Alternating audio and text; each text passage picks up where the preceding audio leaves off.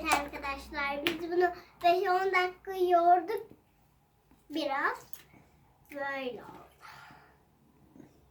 Şimdi tıraş köpüğümüzü de katalım.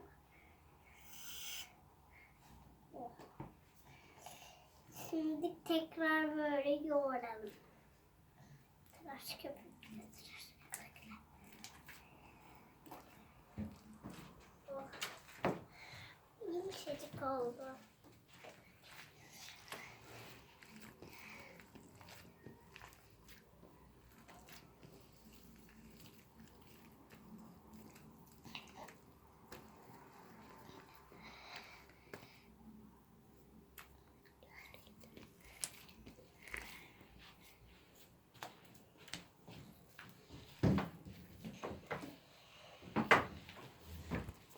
Yoğuralım.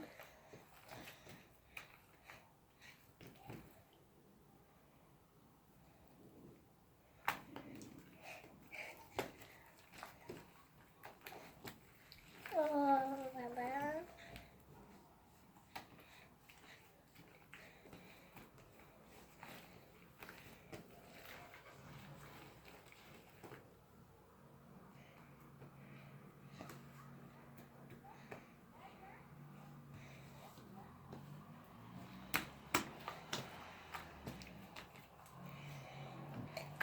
Slime'ımız olmaya başladı.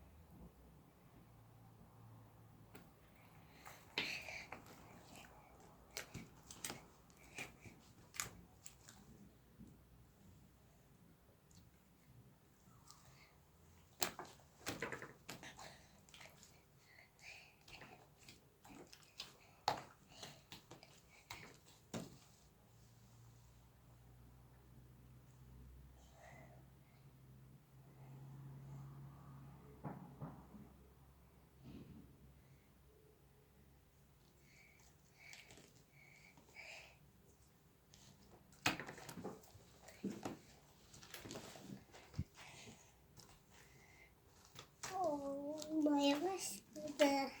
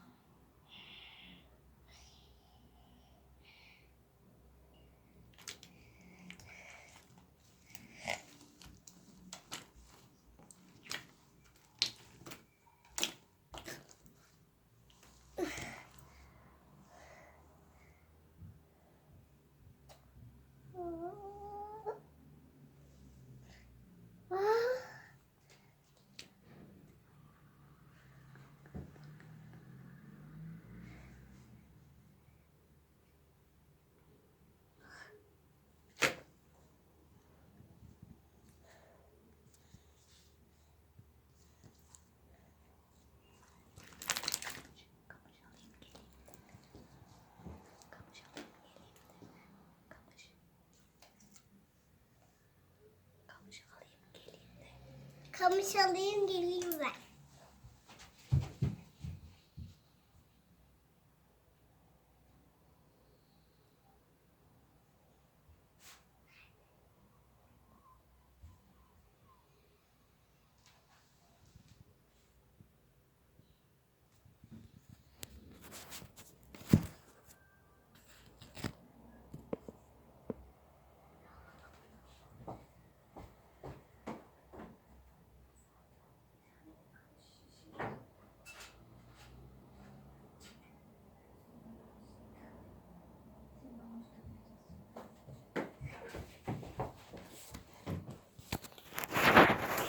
Şimdi baloncuk yapmaya çalışacağım.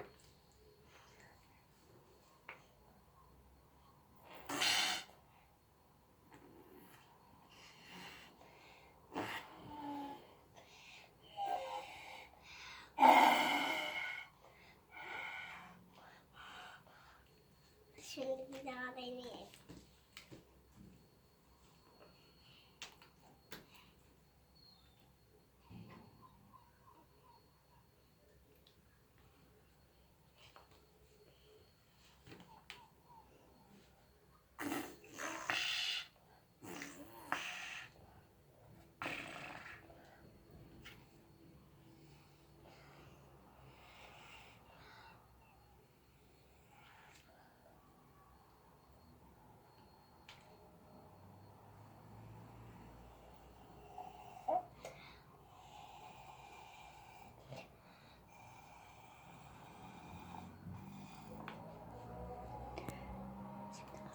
Kapanış konuşması yap.